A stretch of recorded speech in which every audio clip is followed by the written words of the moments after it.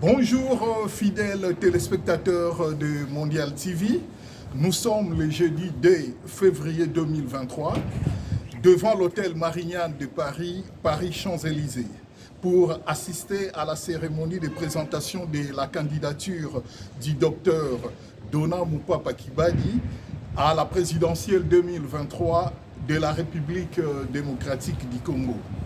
Surnommé docteur Ebola pour avoir contribué à éradiquer l'épidémie de Ebola en République démocratique du Congo, le docteur Dona Mupapa exerce aujourd'hui en France en tant que chirurgien urgentiste dans plusieurs hôpitaux de France. Il change aujourd'hui sa casquette de médecin à celui de l'homme politique pour présenter sa candidature à la présidentielle 2023, disions-nous, afin de contribuer tant soit peu à l'édification d'un Congo nouveau, où l'état de droit régnera, où tout le monde retrouvera ses droits. Donc nous reviendrons vers vous dès que les choses sérieuses vont commencer.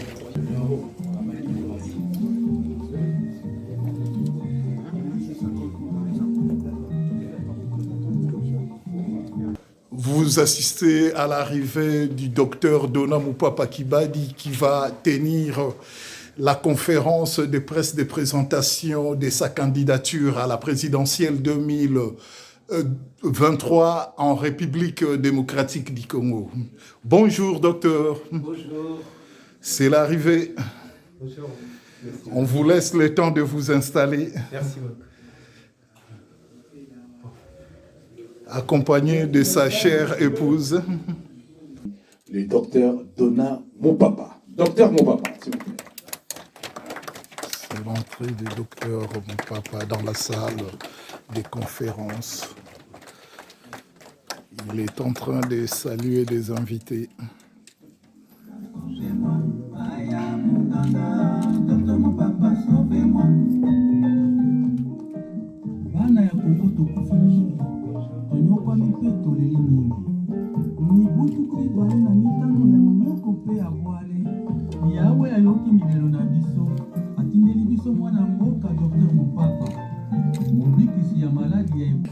Écoutez avec la direction journalistique de notre frère Kerwin Maïzo, le programme de société, le programme pour sauver tout un peuple qui va nous présenter le docteur Mupapa sous un tonnerre d'applaudissements, s'il vous plaît. Merci.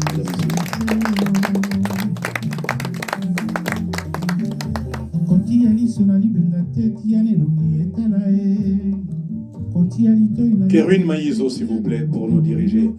Nous l'encourageons, les plus grands des journalistes du Congo, en œuvre pour la partie. Trop d'honneur pour moi, des honneurs que je ne mérite pas. Au nom du docteur Mupapa qui m'a demandé de le faire, je remercie tout le monde. Veuillez vous asseoir. Au nom du docteur Mupapa, on vous remercie tous d'être là. Parce que ce soir, nous parlons d'un des pays les plus importants en matière de potentialité de l'Afrique. C'est la République démocratique du Congo, un pays de 105 millions d'habitants, dont 67% à moins de 20 ans. C'est un pays solution, comme on l'appelle, parce que c'est le pays qui contribue le plus à l'évolution de l'humanité. Pendant la révolution technologique, avec tout ce qui nous entoure comme gadgets électroniques, les 70% des réserves mondiales de coltan qui se trouvent au Congo participent à l'évolution, à l'élévation et à l'épanouissement technologique du monde. Malheureusement, une guerre ourdie par des multinationales, à l'ère qu'il est, on parle de 10 millions de morts. Et les 10 millions de morts, c'est aujourd'hui, hein? C'est pas hier, c'est aujourd'hui. Les derniers morts, je crois, c'était hier. Et on nous parle maintenant des transitions énergétiques. Oui, on a besoin de cobalt. Et 80% des réserves mondiales de cobalt se trouvent encore au Congo. Et demain, la guerre sera écologique. Nous avons 80 millions d'hectares de terres arables, de quoi nourrir plus d'1 milliard de personnes au Congo. Nous avons le deuxième poumon de l'humanité en superficie, la forêt équatoriale du Congo, mais le premier poumon en capacité d'absorption des gaz à effet de serre, 1,2 milliard de tonnes de gaz à effet de serre par an. Nous avons un des peuples les plus ingénieux de l'Afrique. 0,2% de la population française d'origine congolaise contrôle 40% de tous les streamings musicaux sur Internet. Ouvrez n'importe quelle radio FM.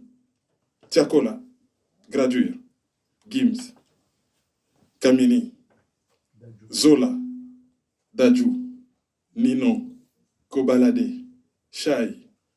Ils sont une quarantaine, pour ne parler que de ça.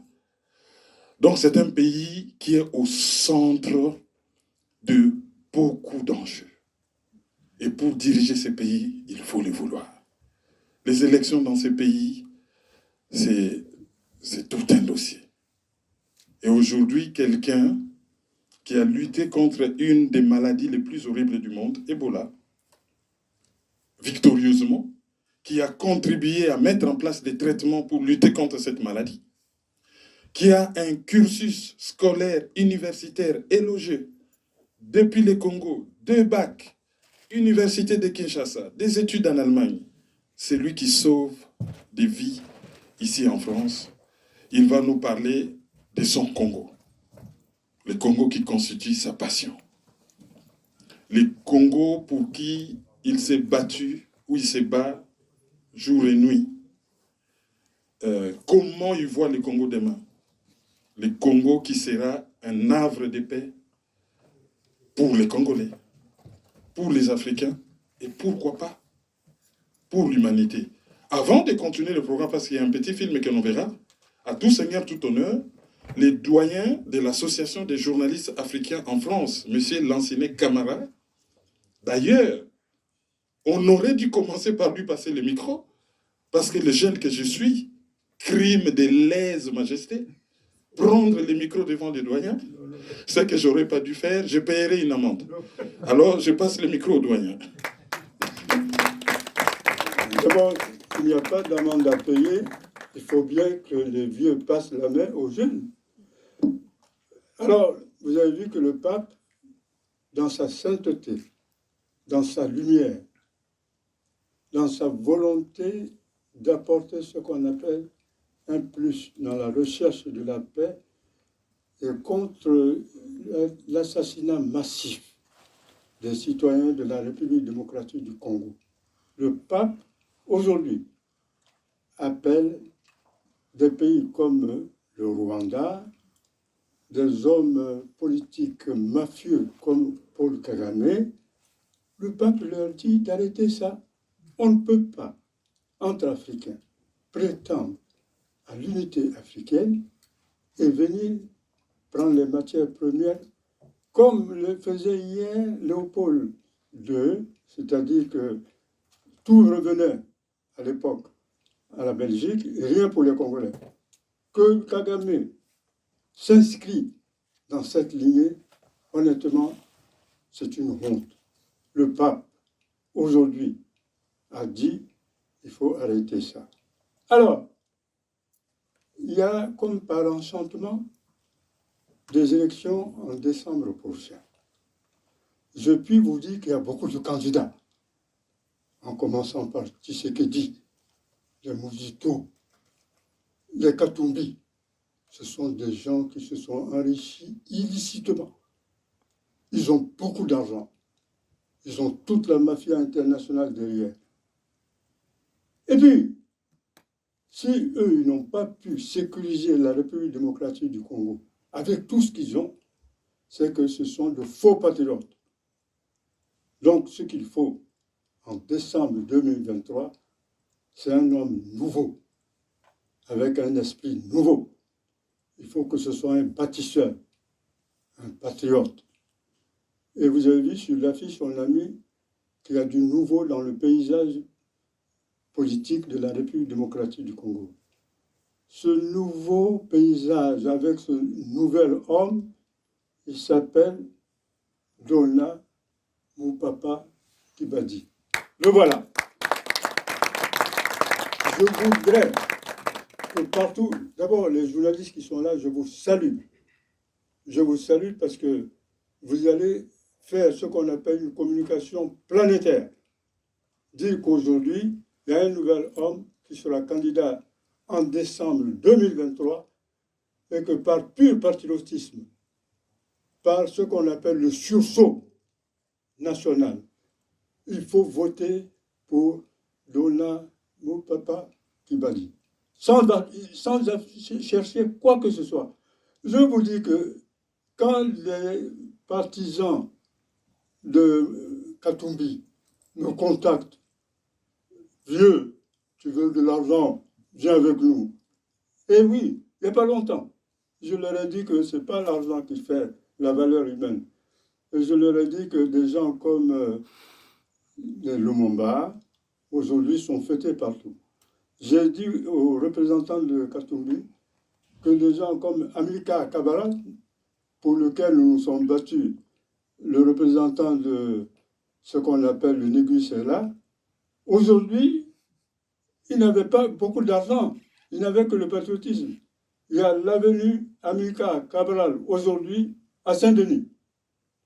Donc, ce n'est pas une question d'argent, c'est une question de force morale. Il y a bien sûr les amis qui sont là, les amis de mon papa qui sont ici. Il y a la Côte d'Ivoire qui est représentée. Où est l'Ivoirienne? Voilà. Eh bien oui, même la Côte d'Ivoire veut qu'on vote pour vous. Tous les panafricanistes veulent qu'on vote pour vous. Autour de la table ronde de Berlin pour les puissances réunies, il fallait faire de ce territoire une zone de libre-échange économique, dont les richesses devaient être exploitées par une main-d'œuvre corvéable à merci. Lorsqu'on a découvert le pneu par Dunlop, les besoins en caoutchouc ont entraîné des travaux forcés. Cela fera 10 millions de morts. Un génocide. Dénoncé par des écrivains et personnalités comme Mark Twain, Arthur Conan Doyle, Charles Péguy ou Casamance, Léopold II perdra l'administration de l'État indépendant du Congo au profit de la Belgique. De 1908, la Belgique gérera cette riche colonie jusqu'en 1960, une colonisation très dure et très sanglante. Le 30 juin 1960, date de l'accession à la souveraineté internationale du Congo belge. Dans quelques heures, le Congo belge deviendra officiellement le Congo. En ce 30 juin 1960, le roi des Belges, Baudouin, arrive dans la capitale congolaise pour se défaire d'un pays grand comme 80 fois la Belgique, considéré par la famille royale comme sa propriété privée. L'indépendance du Congo constitue l'aboutissement de l'œuvre conçue par le génie du roi Léopold II. Un nouveau chapitre tout aussi chaotique va commencer. Les deux tables rondes qui ont conduit à l'indépendance, la politique et l'économique, annoncent les couleurs de ce qui se cache derrière cette indépendance, obtenue certes de haute lutte, mais une indépendance nominale.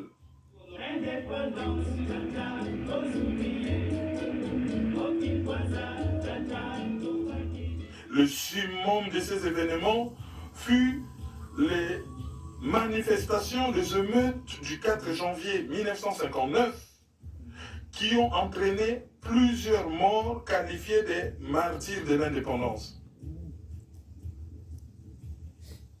Après l'indépendance de ces territoires, une guerre civile va éclater tout de suite, entraînant la sécession des provinces du Katanga et du sud de Kasaï, considérées comme les Congo utiles. Le premier ministre Lumumba, premier ministre de ce jeune État, sera assassiné. Et quelques années plus tard, Mobutu fera un coup d'État contre le président Kasavubu, premier président du Congo, et instaurera un régime dur, une dictature de 32 ans. Juste après l'indépendance du Congo, s'en suivra dans le bain des indépendances africaines l'accession du Rwanda et du Burundi à la souveraineté internationale. Deux pays que la Belgique a hérités par mandat de la Société des Nations en 1925. On écoute le docteur, mon papa. Merci beaucoup, monsieur le journaliste Kerwin Maïzo. Merci au doyen des journalistes africains, monsieur Lanciné Camara, avec qui nous travaillons depuis des années. Mesdames et messieurs, chers invités, chers compatriotes, Congolaises et Congolais, au moment où je prends la parole, à Paris, capitale de la France libre, dans notre pays, la République démocratique du Congo,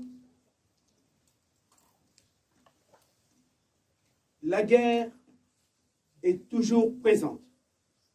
Depuis son évasion en octobre 1996 par les armées rwandaises et ougandaises. Cette guerre, ce n'est pas la République démocratique du Congo qui l'a voulu.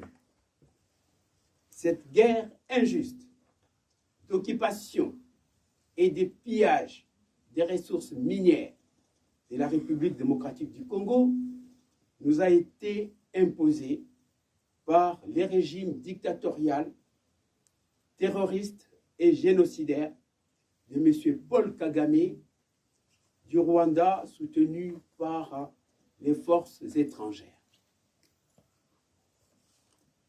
Depuis cette invasion de l'armée rwandaise RDF, notre pays, la République démocratique du Congo, est humilié, martyrisé. Les femmes congolaises sont violées. Les populations civiles sont massacrées.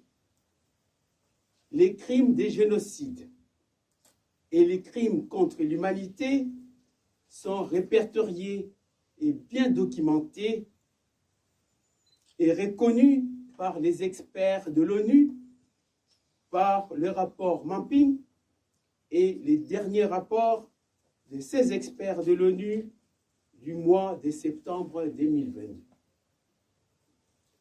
Le monde entier est donc au courant de ces crimes odieux et barbares par la reconnaissance et l'octroi du prix Nobel de la paix de mon confrère, le docteur Denis Mukwege, en 2018.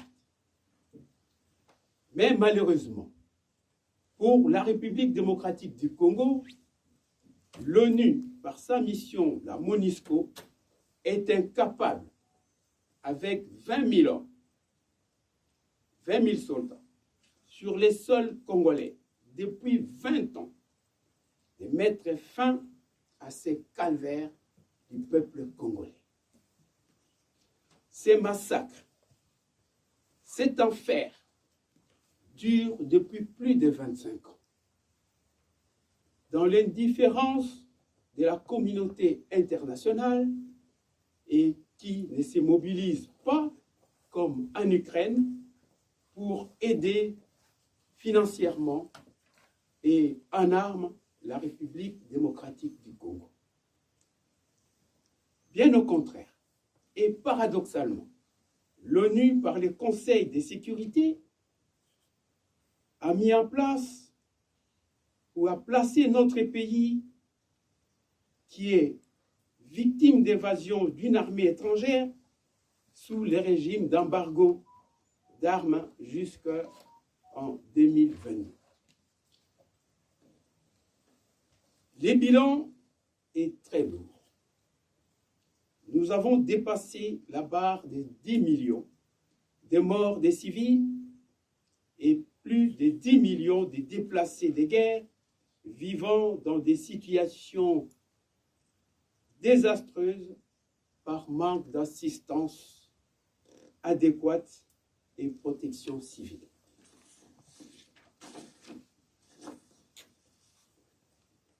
Plusieurs questions me traversent l'esprit. À qui profite cette guerre injuste? Le régime de Kigali au Rwanda a-t-il encore l'essence de l'humanité et des droits humains?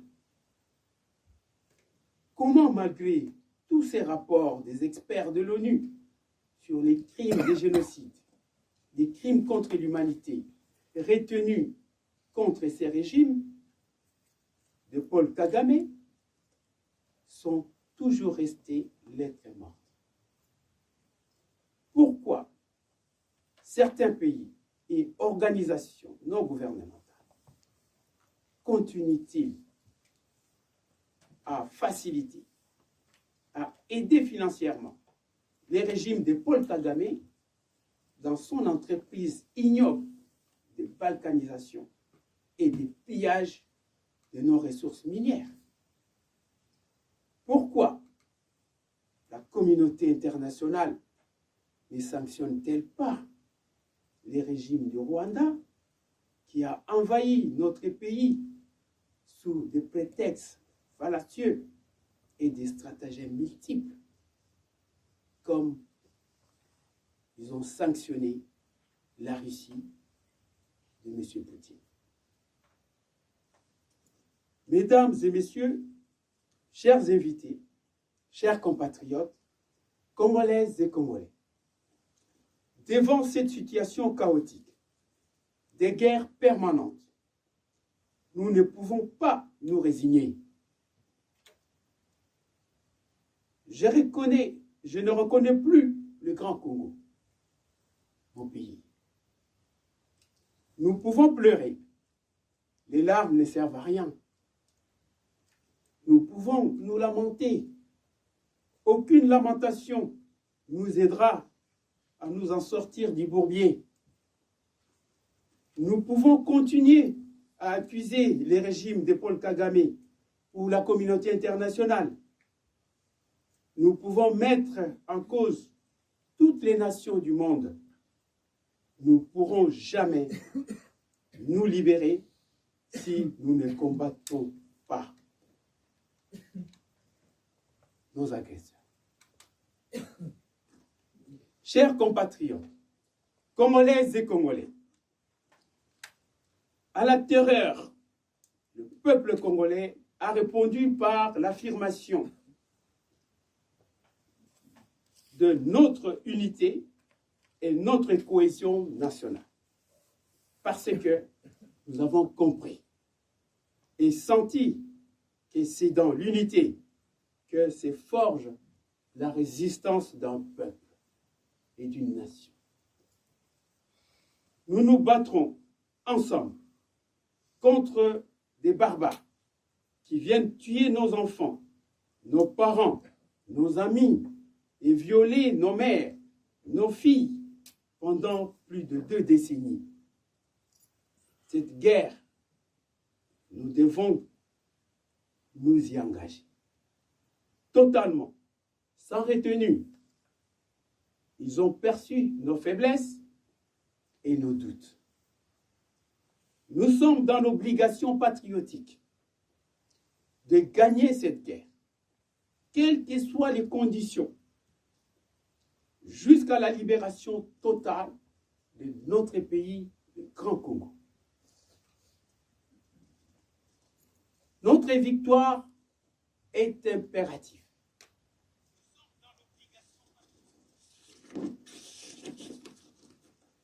Mesdames et messieurs, chers invités, chers compatriotes congolaises et congolais, l'année 2023 est une année électorale au cours de laquelle le peuple congolais est appelé à se choisir ses dirigeants capables de sortir notre pays de l'ornière.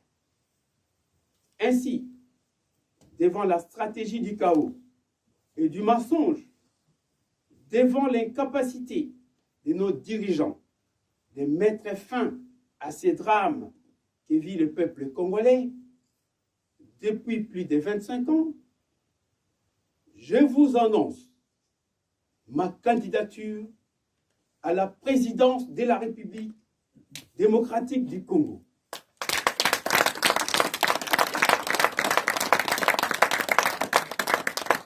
Je vous annonce, disais-je, ma candidature à la présidence de la République démocratique du Congo, car j'ai une solution politique à cette situation. Comme médecin urgentiste et chasseur des virus, je compare ces fléaux à une épidémie virale meurtrière qui a causé plus de morts que le virus Ebola et le virus Covid-19. Elle a affecté et traumatisé le peuple congolais, le peuple rwandais, qui vivait en parfaite harmonie jusqu'à l'avènement de ces régimes sanguinaires et génocidaires de M. Paul Kagame.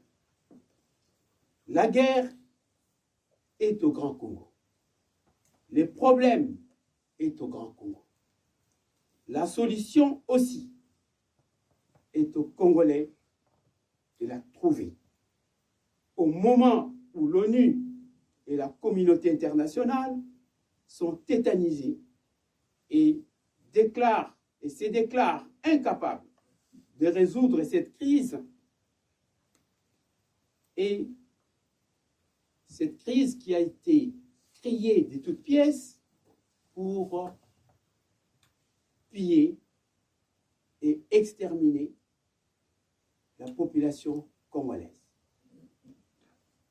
Après observation et analyse de la situation sécuritaire du Grand Congo, je suis convaincu qu'avec un grand sursaut d'orgueil patriotique, les 110 millions de Congolais sont capables de venir à bout de ces fléaux, en une seule condition, de faire table rase en rompant totalement avec ces politiciens corrompus et complices de ces drames congolais en plein XXIe siècle.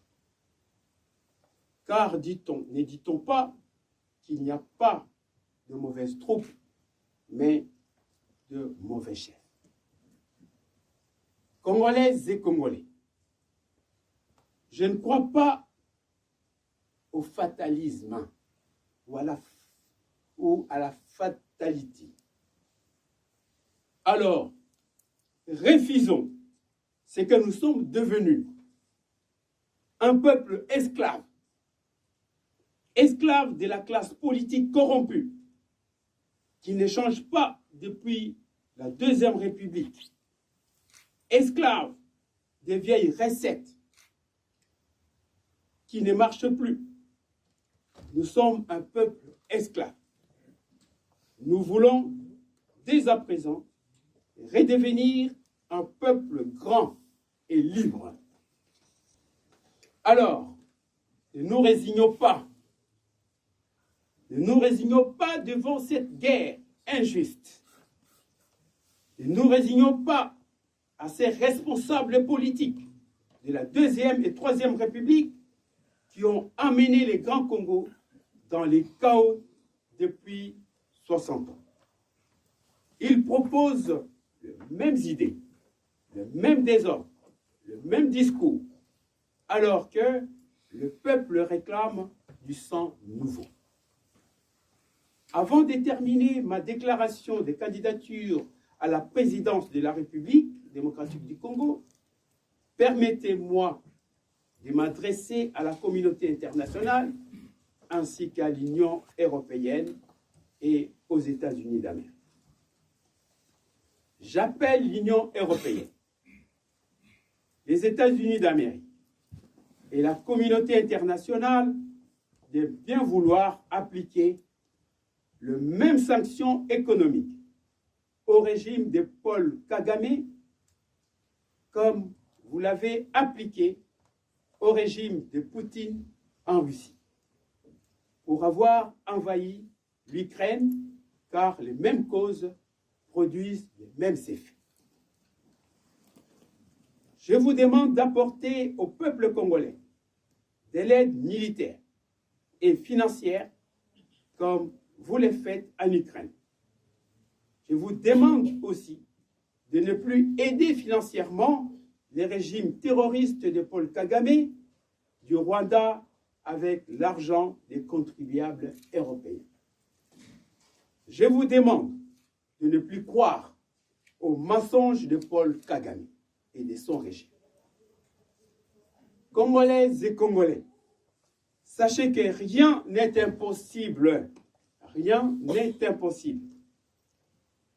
Quoi qu'il en coûte, nous gagnerons cette guerre économique et hégémonique pour la balkanisation de notre grand et riche pays, la République démocratique du Congo, par ces régimes moribonds de Paul Kagame qui nous l'a imposé. Nous ne céderons jamais, même 1 centimètre de notre terre. Nous disons non à la zone tampon. Nous disons non à la balkanisation de notre pays et nous disons non à la sous-traitance de notre sécurité intérieure par les armées de la communauté de l'Est africain, East African Community. La patrie ou la mort, nous vaincrons. La patrie ou la mort, nous vaincrons. Congolaises et Congolais, lève-toi et guérissons les grands Congo. Téléma, Tobi Kisamboka. Téléma, Tobi Kissa, les grands Congo. C'est notre slogan. Que vive la République démocratique du Congo, que vive l'unité nationale, Banso Elongo, Elonga Ezali. Amen. Mesdames et messieurs, chers invités, chers compatriotes, Congolaises et Congolais, au nom de ma famille, je vous remercie tous. Je remercie tous mes invités pour leur soutien et pour avoir disposé ces temps pour soutenir le peuple congolais. Je remercie Sa Sainteté le pape François, actuellement en visite en République démocratique du Congo, pour son soutien au peuple congolais et pour avoir demandé à toutes celles et ceux qui continuent à soutenir ces crimes odieux et ces génocides du peuple congolais. Il a dit, je cite, « Retirez vos mains sur la République démocratique du Congo. » Fin des citations. Je remercie ma chère épouse Gisèle Nzumba et tous mes enfants pour leur contribution à la réussite de cette conférence, car ils n'ont ménagé aucun effort pour préparer les calicots, pour préparer les t-shirts et préparer toute la documentation qui vous est présentée aujourd'hui. Je remercie tous les membres de la plateforme Téléma Tobi Kissa Congo qui nous suivent depuis notre pays, la République démocratique du Congo, et tous les membres qui sont dans la diaspora congolaise. Je vous présente maintenant les résumés de mon programme présidentiel quinquennal et une question me vient à l'esprit. Puisque beaucoup de compatriotes m'ont posé une question de savoir pourquoi vous vous présentez à cette élection présidentielle, mais je dois vous répondre cette question en vous disant que le Congo est à sa 4e élection présidentielle. Pour un bref rappel, En 2006, j'étais encore membre de l'IDPS. Le feu Étienne Tshisekedi était un membre, un cadre ici en Europe. Et l'IDPS avait refusé, avait boycotté ces élections. Et en 2006, vous avez vu, c'était une erreur grave, puisqu'il a laissé les champs libres à Kabila de tricher à ces élections. Puisque le peuple se sentait trahi, c'est le peuple congolais veut les élections. Et ils vont massivement voter. Mais à chaque fois, ce peuple-là est déçu, puisqu'on leur donne l'occasion, où les dirigeants trichent ces élections.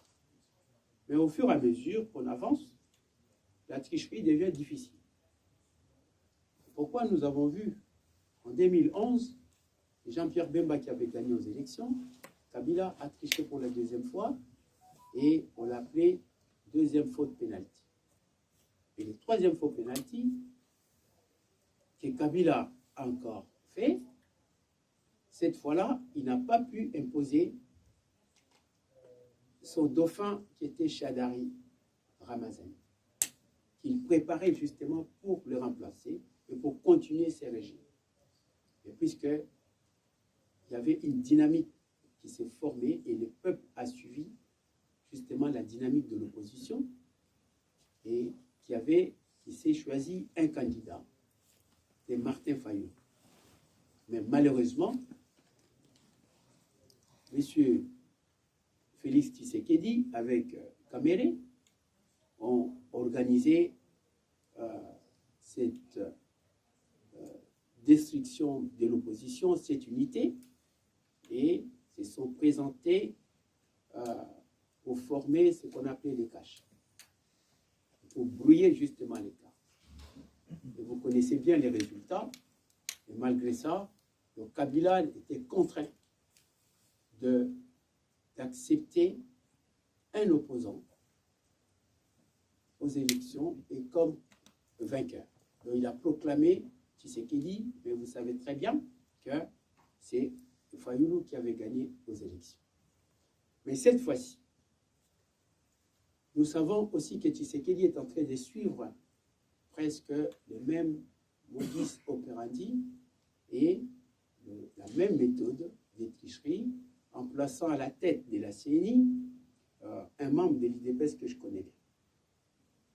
Et il a aussi placé au niveau de la Cour constitutionnelle un de leurs. Mais Kabila l'avait fait à son tour. Mais il n'a pas pu imposer Ramadani. Donc, Tshisekedi, si tout le peuple se mobilise, il peut avoir moins de 10%. Puisque même dans son fief électoral, les gens sont mécontents. Ça, vous le savez. Donc, nous avons beaucoup de chances de gagner ces élections si on s'y prépare sérieusement.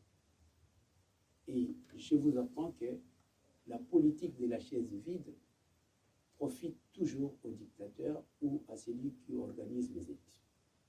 Donc, nous ne pouvons pas laisser carte blanche à ces régimes. Donc, il faudra participer à l'élection et le mettre, bien sûr, en porte-à-faux. Voilà la première question. Mais quant à mon programme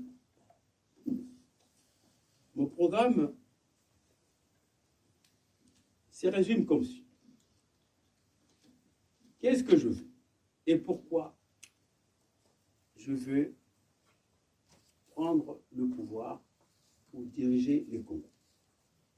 Puisque je veux un grand Congo totalement pacifié, uni et rassemblé dans sa diversité et dans un seul idéal de vivre ensemble sans exclusion ni stigmatisation.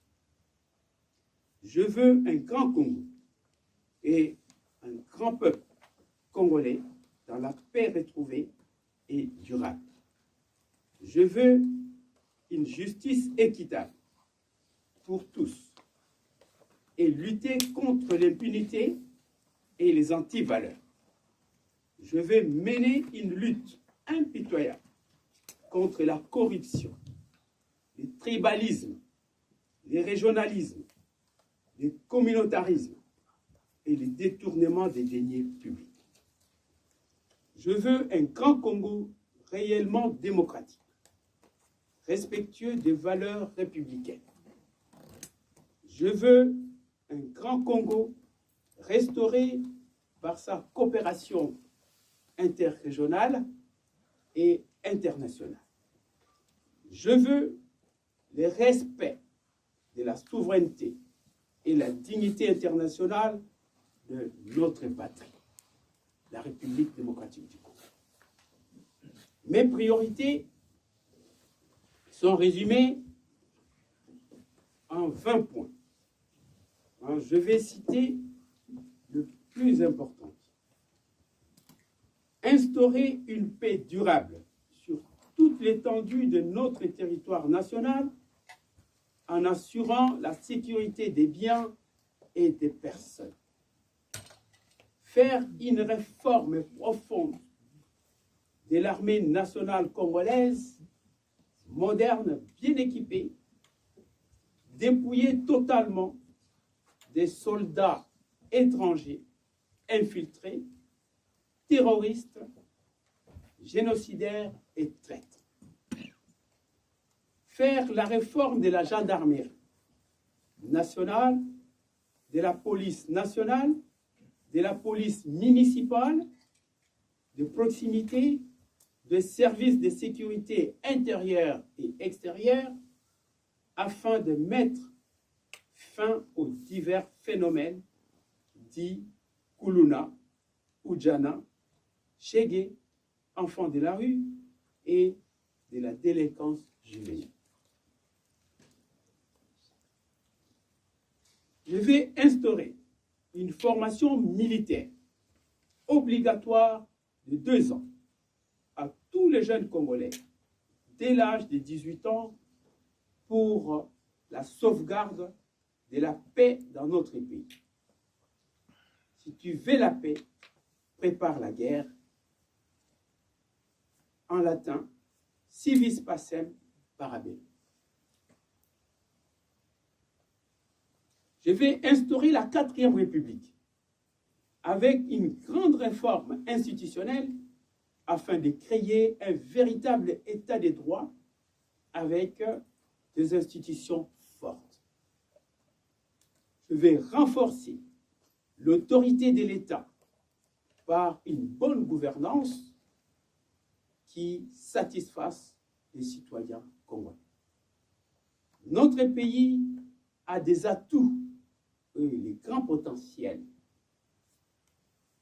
du secteur économique et industriel. Un grand marché intérieur de plus de 110 millions de consommateurs. L'existence de 80 à 100 millions d'hectares de terres arables favorables au développement agro-industriel. Une diversité des matières premières favorables au développement du tissu industriel national tel que la forêt, le bois, le pétrole, les coltans, le cuivre, le cobalt, l'étain, manganèse, uranium, le plomb, le zinc, le cadmium, tungstène et des terres rares. Notre programme de développement durable de l'industrie nationale a pour objectif la valorisation de nos ressources naturelles, la transformation des produits manufacturés, agroalimentaires et agro-industriels en suscitant l'émergence des entreprises privées congolaises et attirer les entreprises étrangères spécialisées dans l'alimentaire.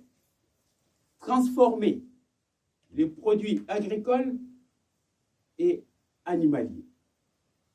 Soutenir l'industrie produisant des machines et outils d'agriculture, des pêches et d'élevage.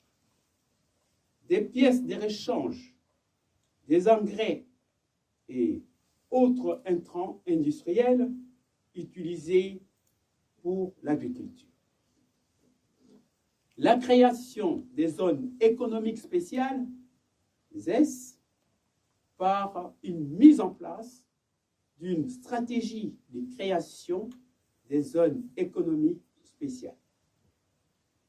La prospection d'entreprises de développement pour l'aménagement et la viabilité des ZES, la création des centres de formation aux métiers de l'industrie.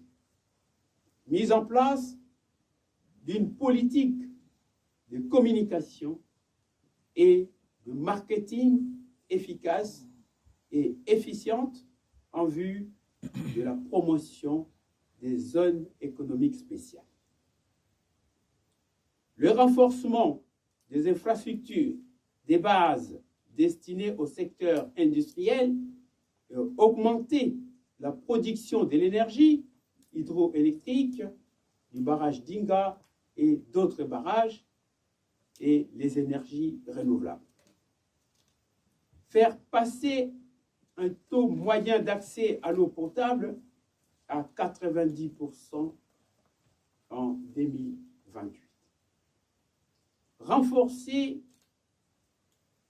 l'infrastructure des télécommunications, exploiter la position géographique de la République démocratique du Congo pour valoriser son rôle de pays de transit entre le nord et le sud de l'Afrique.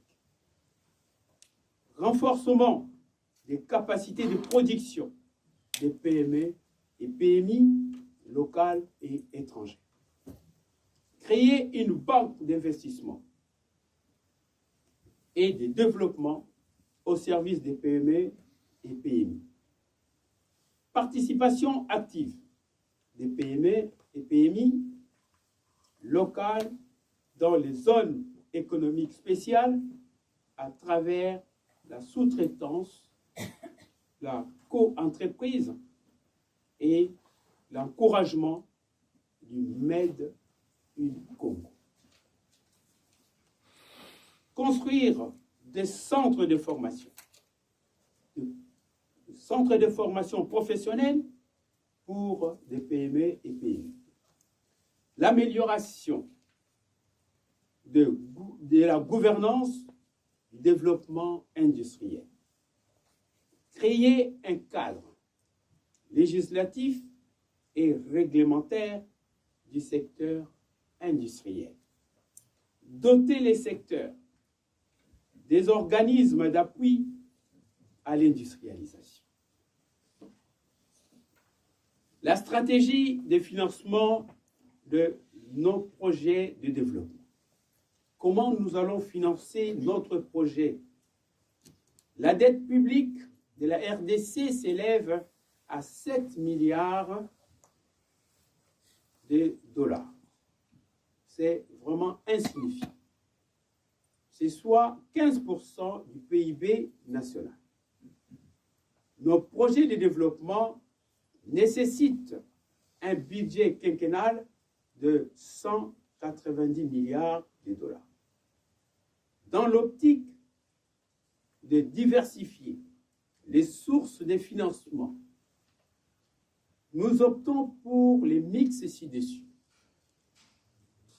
Nous allons augmenter les recettes fiscales du pays par la réforme du régime fiscal national afin de contrecarrer les taxes GAP. Combattre l'évasion fiscale, la corruption et la fuite des capitaux.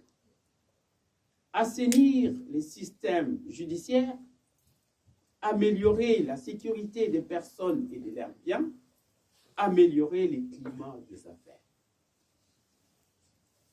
Le développement des investissements directs étrangers, en sigle IDE, nous allons faciliter la création des PME et PMI par un guichet unique pour les investissements nationaux et étrangers afin d'éradiquer la corruption qui entraîne une lenteur administrative et le découragement des investisseurs étrangers.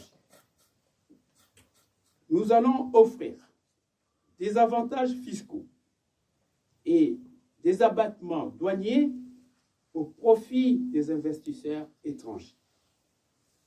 Développer les pactes de concessions pour améliorer l'attractivité de la République démocratique du Congo. Nous allons assurer un climat général calme et propice au business. Nous allons mener une stratégie de marketing pour promouvoir l'image de notre pays qui est aujourd'hui très abîmé. Le développement des partenariats publics-privés. Nous allons ouvrir les capitaux de certaines entreprises publiques aux investisseurs étrangers et nationaux par voie de privatisation. Nous allons augmenter les réserves d'or du pays dans l'optique d'améliorer les garanties souveraines et revaloriser notre monnaie, le franc congolais. Nous allons équilibrer la balance commerciale pour constituer et maintenir les réserves nationales en devises.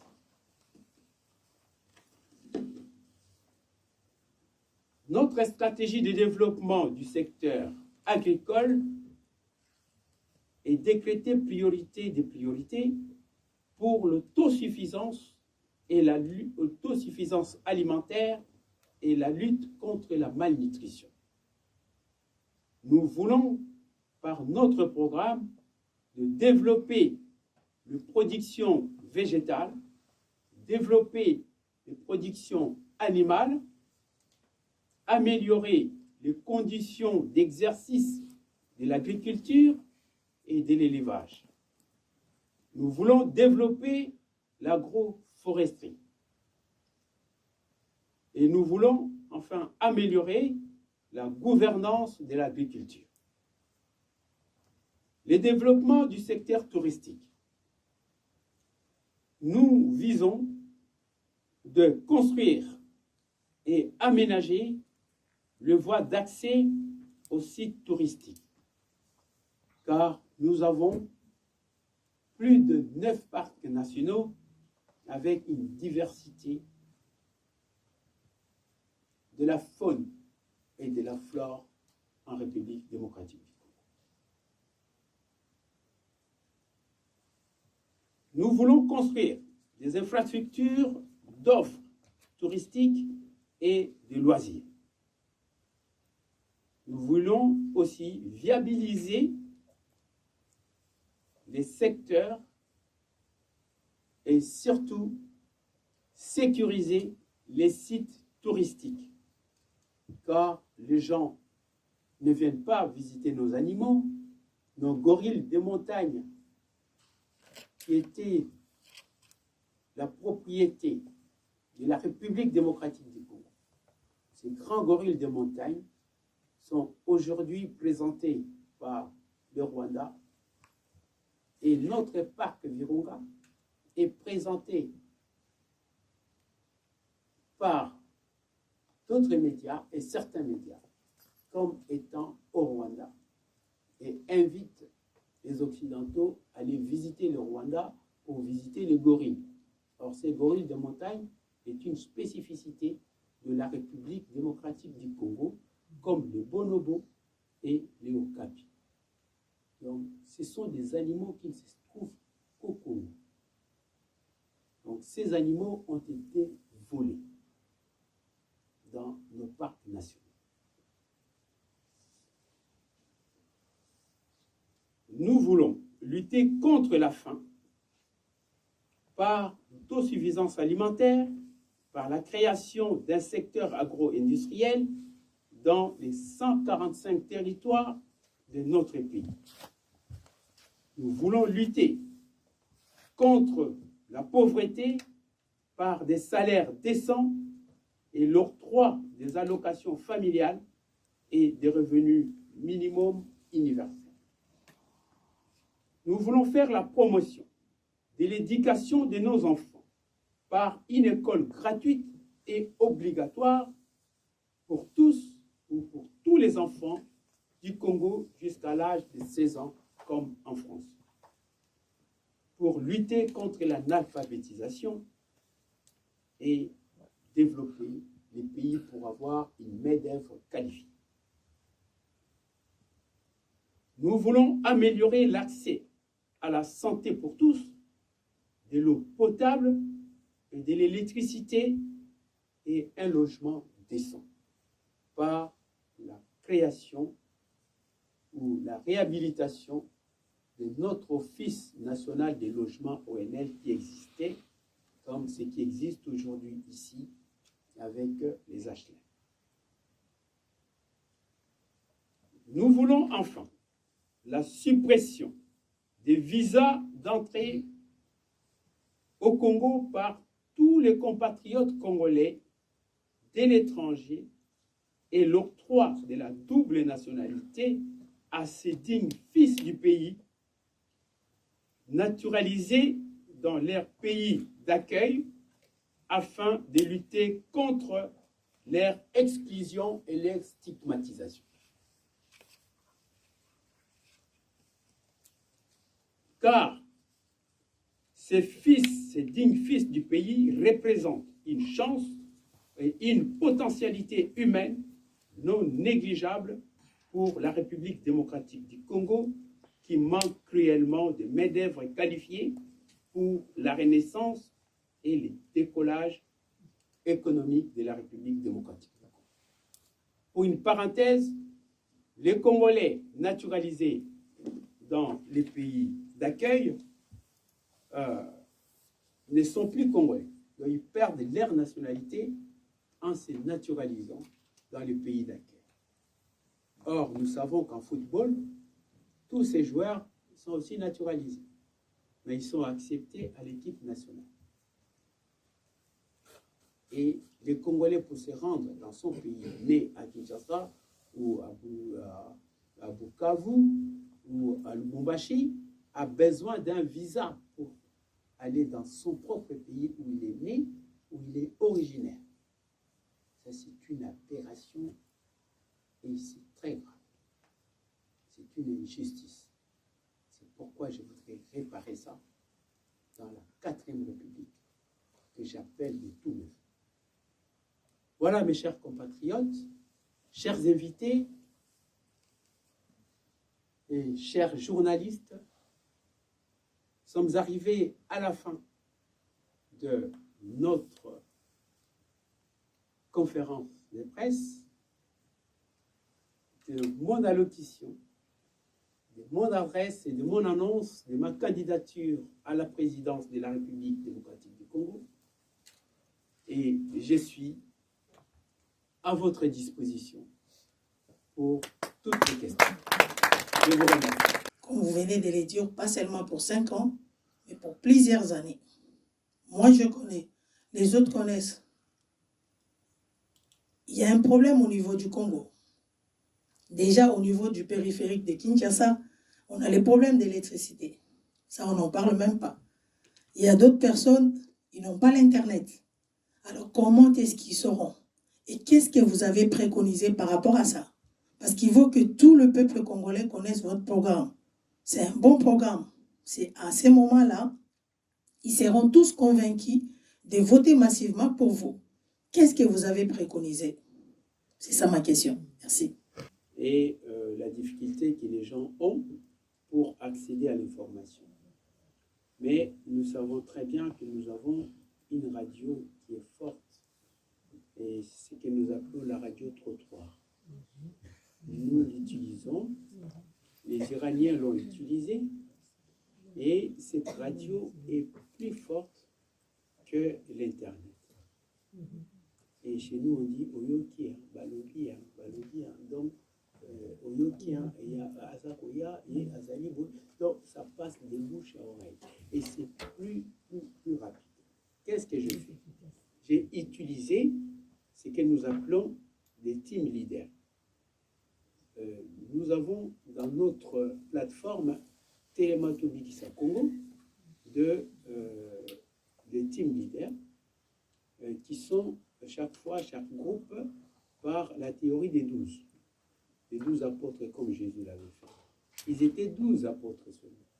Et aujourd'hui, les bouches à oreille, il y a quand Paul et Pierre sont arrivés en Europe, où ils ont fait Saint-Pierre, donc il n'y avait pas d'Internet. Il n'y avait pas de chaînes de communication comme aujourd'hui. Il n'y avait pas de Facebook, il n'y avait pas de TikTok. Donc, et aujourd'hui, les catholiques sont des milliards. Donc, l'information de Jésus était rapportée comment? Jusqu'à chez nous. Comment ça a été rapporté? C'est de bouche à oreille. Il y a eu des prêtres qui sont venus, qui ont commencé à prêcher dans un village, et après, ça s'est répandu. Et les premiers, ils sont allés voir, ce sont des chefs de village. Dès qu'ils se sont repentis, tous les villages s'est répandus. Et c'est comme ça que ça va. Mon papa est là. Moi, je portais ma blouse pour faire la différence. Je ne suis pas en costard, puisque je travaille. Et là, je viens du bout. Donc, je suis au poste. Et j'ai dit, mon pays brûle. Je ne peux pas continuer à exercer ici comme si de rien n'était. Donc, j'ai une solution, je vais proposer au peuple congolais, et quitte au peuple congolais de savoir juger les bons grains et savoir faire la différence. Et celui qui vient avec des milliards volés, qui leur donne des t-shirts avec 5000 francs congolais, et qui, pendant 5 ans, ne le voit pas et ne fait rien pour. Et ils reviennent encore 5 ans après, toujours avec le même t-shirt. Il revient avec 5000 francs et vous donnez, et vos femmes sont retenues dans les maternités, elles vont accoucher, et les enfants sont retenus en otage dans les maternités. C'est inacceptable. C'est grave. Il faut briser cette chaîne. Il faut avoir le courage de briser la chaîne. Ce n'est pas possible qu'on continue à traîner comme ça. Ne soyez pas réticents. Vous voyez que cette action va aller très loin, je suis sûr. Pourquoi? Puisque j'ai positionné ce qu'on appelle des leaders d'opinion et des leaders, des team leaders qui transmettent de bouche à oreille mon arrivée. Et je vous jure que ça va prendre. La mayonnaise va prendre, bien que les gens sont toujours réticents. On a toujours peur de l'inconnu. On a toujours peur par rapport à celui qui a l'argent et qui a volé l'argent et qui se croit plus grand. Mais c'est grave, moi j'ai des idées, j'ai un cerveau, et au lieu de voir que celui qui a des idées, celui qui a un cerveau qui peut développer votre pays, c'est lui le meilleur candidat, que de voir celui qui va vous apporter de l'argent qui est volé, et vous pensez que quand il a volé, il ne va plus voler. Alors que vous savez bien que les gens sont... il y a des milliardaires qui continuent toujours à avoir des milliards. Donc, méfiez-vous. Et maintenant, je donne l'occasion au peuple congolais de découvrir une autre...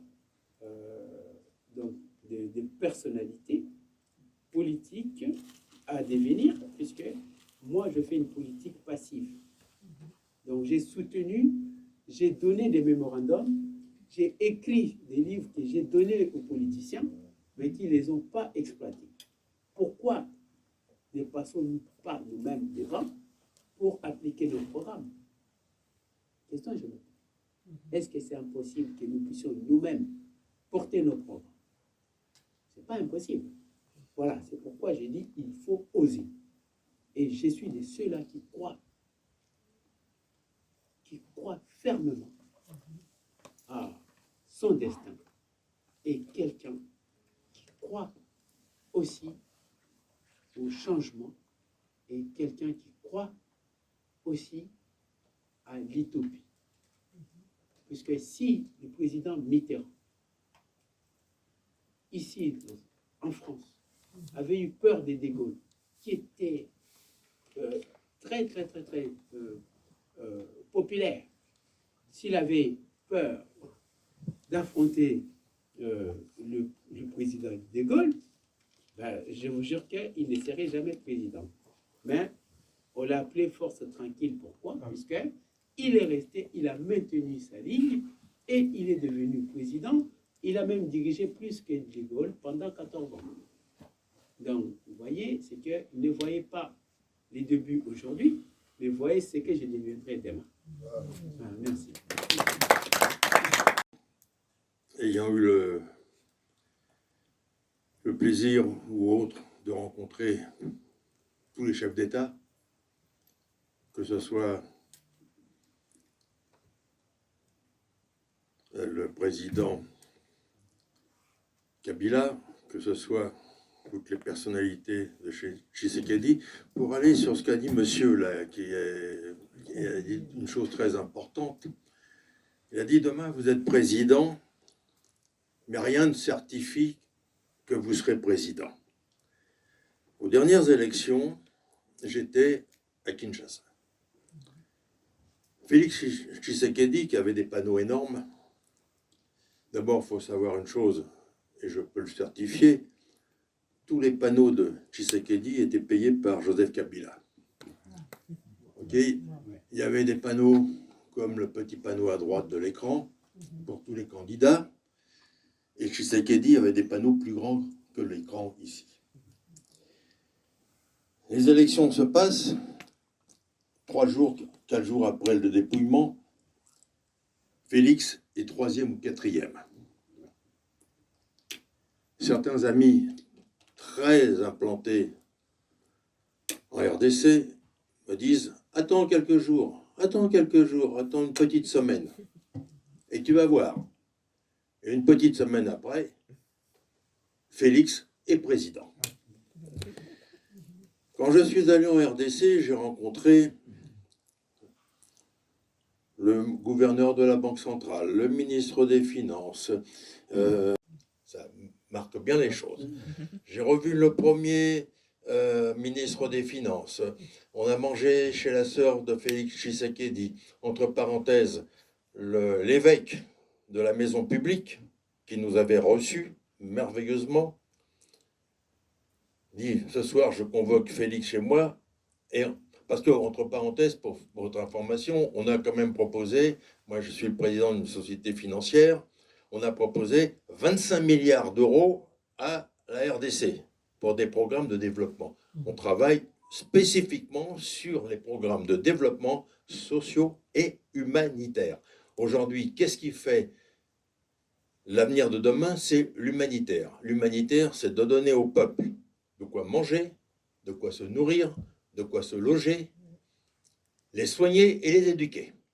Ça, ce sont les 5 points principaux. Si on ne fait pas ça, alors, pourquoi j'ai voulu prendre la parole?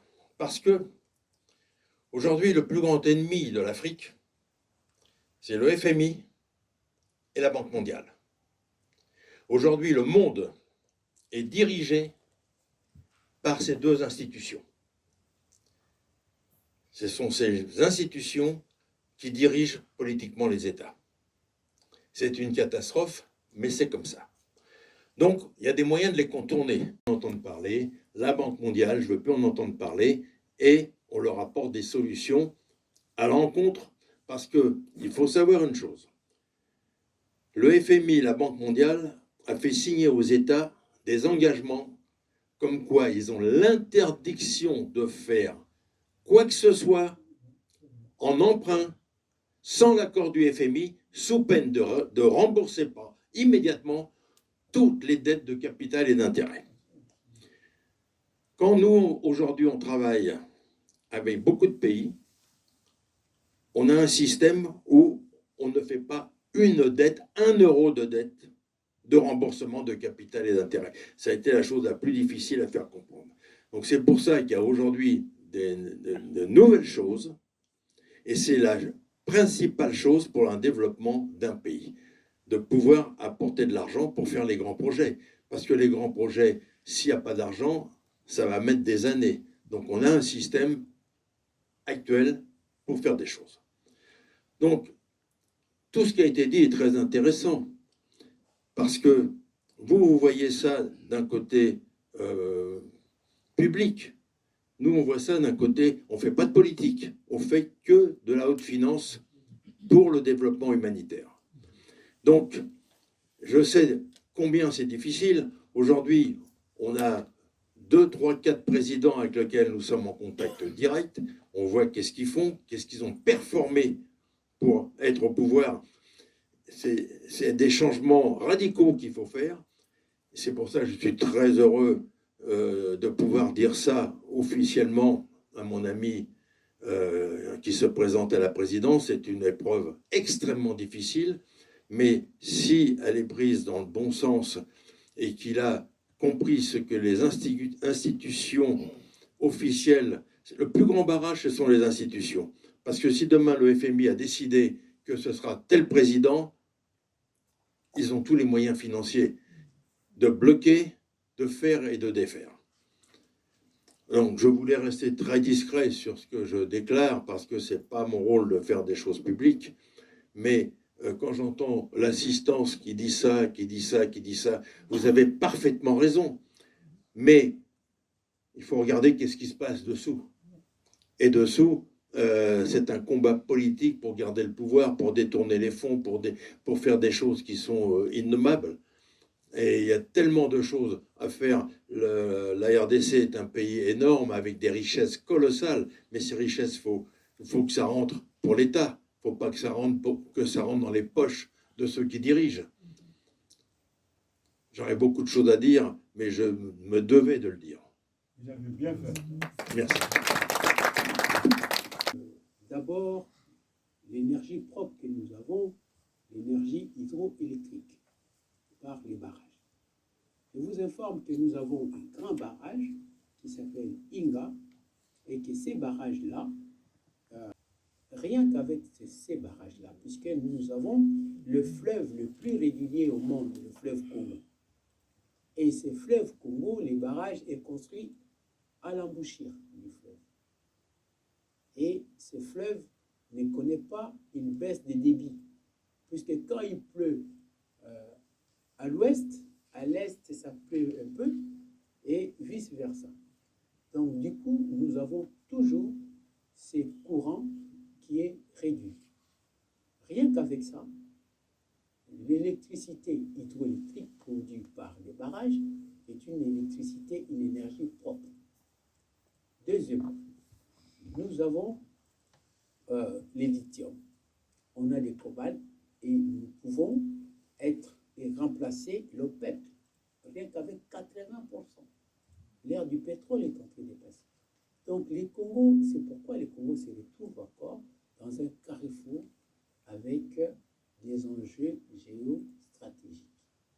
On dit nous avons des matières premières géostratégiques, stratégie militaire, stratégie énergétique. Donc nous avons encore les soleils. Chez nous, les soleils tapent à midi. Et quand j'étais jeune, si tu n'as pas de babouches, tu ne peux pas marcher pieds nus. Il fait très, très chaud. Dehors, il fait 38 degrés. Et si vous marchez sur les sables, dès que vous arrivez chez vous, vous avez des ampoules. Et ici, je n'ai jamais vu ce type de soleil, hein, et même pendant la canicule. Donc, on peut faire de champs de photovoltaïques, des champs partout. avons de l'espace. Deuxièmement, nous pouvons encore utiliser, en fait l'hydrogène. Et avec le barrage que nous avons, avec la pluviométrie et tout, nous avons beaucoup de sources d'hydrogène. Donc on peut encore travailler là-dessus et vous voyez que nous avons beaucoup de potentialités et le Congo va jouer un rôle très important dans l'avenir par rapport aux énergies renouvelables. Mail, tout ce qu'il faut pour entrer en contact avec lui.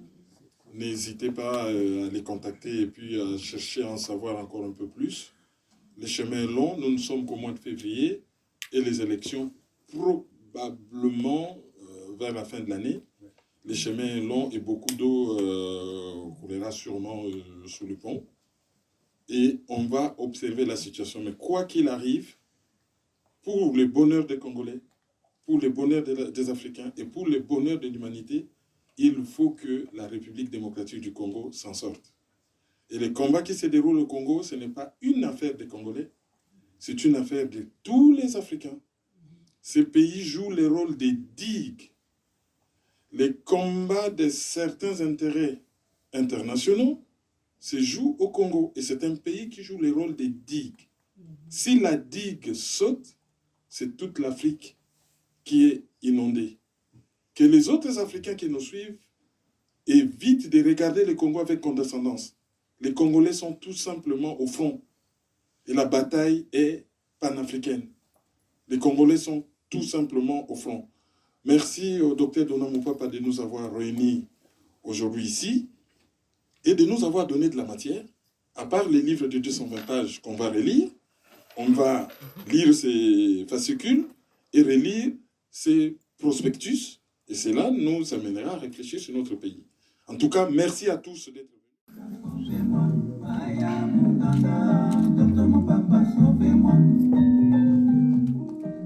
Bana ya Kongo tokufi mingi, tonyokwami mpe toleli mingi. Mibutu mibale na mitano ya monyoko mpe ya bwale.